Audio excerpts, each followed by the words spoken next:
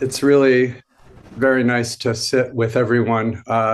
Those of you at a distance, those of you perhaps a bit closer in the physical Zendo here this morning. I'm really treasuring Sangha at this time in the world. Things seem so on fire in so many places. And while I think I'm misquoting this, Suzuki Roshi often spoke of the three treasures and said something to the effect of Sangha, Sangha, Sangha as the three treasures. And I'm feeling that now more than ever, that coming together in this radical act of being so intimate in our silence. We so often think of intimacy as sharing truths about ourselves, but I think when we come together and share silence, there's something really profoundly intimate about that act. And I'm so grateful to have my nervous system a bit regulated by it in these times. So it's wet here in New Paltz. It's rained and rained and rained, and the earth is very soggy. We refer to it lovingly as our mud season. And we have to put up, lawn chairs to keep people from parking in our gravel and earth, mostly earth, very little gravel parking area, because every year, as sensei, I have to get a student unstuck. And perhaps I'm better at it with twigs and cat litter and cardboard boxes than I am in Doksan. But we do have this need to get ourselves unstuck, and I keep hoping to get down to the city and sit with you all in the Zendo. Those of you that are there at some point, but I'm stuck here, and in a good way. So of late, I've been thinking a lot about being caught, being stuck, being attached. Getting caught. What sticks to me? What do I stick to? And I think that this time that we're living in currently offers us many opportunities to spin our wheels in the mud a bit, if you will. So I've shared with you before, many of you know that I work as a nurse and I work in college health. And I thankfully have a very progressive health promotions sort of boss who said, yes, I think you should teach mindfulness to college students as part of your job. So I'm fortunate to teach a syllabus called MIA, the Mindfulness Institute for Emerging Adults. It's geared towards college-age students, but it's good for everybody. And while it doesn't go into great depth on the science of mindfulness, it definitely speaks a bit about what happens when we pay attention. And as I've just completed a master's degree in holistic nursing education, I thought, why don't I share a little bit about what I share with them? So in 2001, a neuroscientist named Marcus Reichel coined the term the default mode network. And the default mode network within the brain itself is kind of right along the sulci of where I see you looking at me, Allie, along the inside of the brain, along the two hemispheres, and slightly out in the parietal lobe. But what it's mostly doing is sort of working as the security guard. It's 24/7. Activated, paying attention, and largely not so kind. It's there to protect us and sort of go, that's a threat. This is not a threat. I'm okay. Oops, that almost happened. That was bad. Oh no. It's running all the time. But fortunately, he and fellow researchers looked under fMRI, functional magnetic resonance imaging, and PET scans to look at the brain. And when those areas were not activated, when they were not so hypervigilant and self-reflective. And he saw that happened when they were given tasks like tying a series of knots, remembering a list of words, and then, not so surprisingly, just laying their attention on their breath. as the breath came in and out of their body, they recognized that just this act of paying attention to something took them out of the default mode network. And this concentration allowed for a bit more spaciousness and to expand a little bit beyond the self, the small self. So, inhalation 1, exhalation 2, inhalation 3, exhalation. Did I leave the curling iron on? What am I going to have for dinner? Oh, no, I never should have said that yesterday. I regret having said that. Oh, inhalation 1, exhalation 2. So it's an excellent form of medicine to take us out of our default mode, so to speak. And as I was saying earlier, the world seems to be offering us countless opportunities to get tumbled downstream in our anger, our opinions, our certainties. And we can use a strong, adhesive, dissolving tool. And I think our breath and our zazen can help us do that, can sort of soften the places where we stick. And that's not to say that it's, we can't be angry. We take a vow about it, but that doesn't mean we're not angry. We just should maybe think a little bit, as a good friend recently said, you can't hold something in your hand or receive something in your hands if there's already something in your hands. So, what do we hold so tightly to that we can't be receptive to another way of thinking, another idea?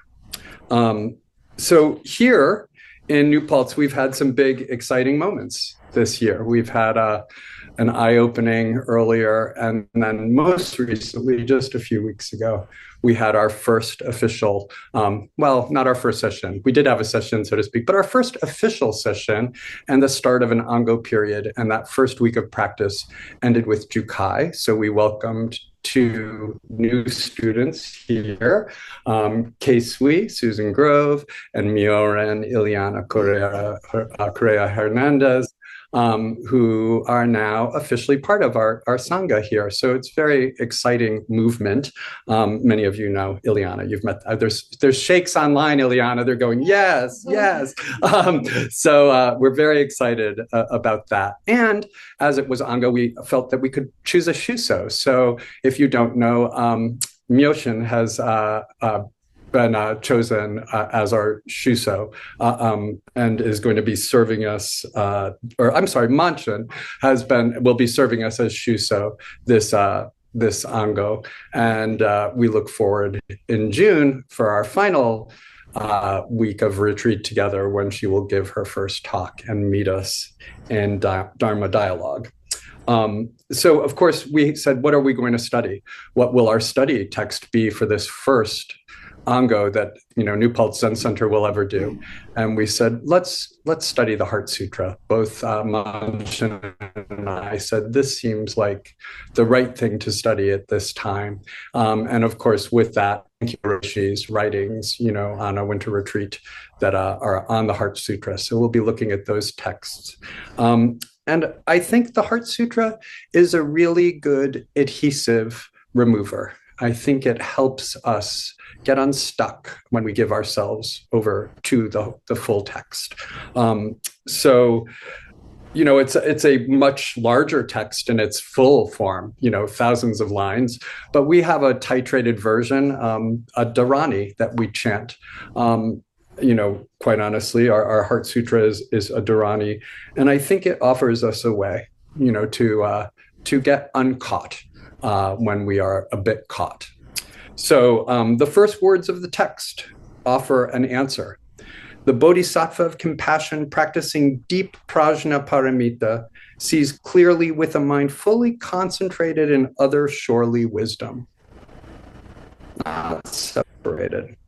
So during this recent retreat, in the evenings afterward, as we have in many a Jukai retreat, we would go down to our house. The Zendo is a little further up the driveway. The house is further down, and we would sew.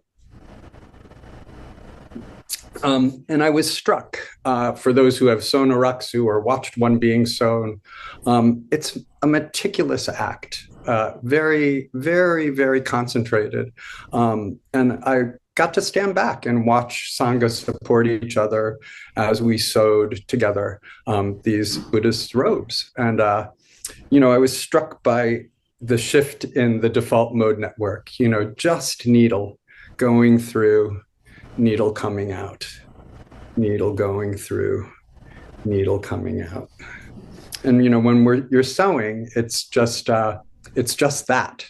So the commentary can quiet a bit. The chatter slows down. There's just the concentration of the needle entering the fabric and exiting the fabric, much like our breath entering and exiting our bodies. So as you likely know, it's probably not new news, but maybe it is. I was excited when I found out.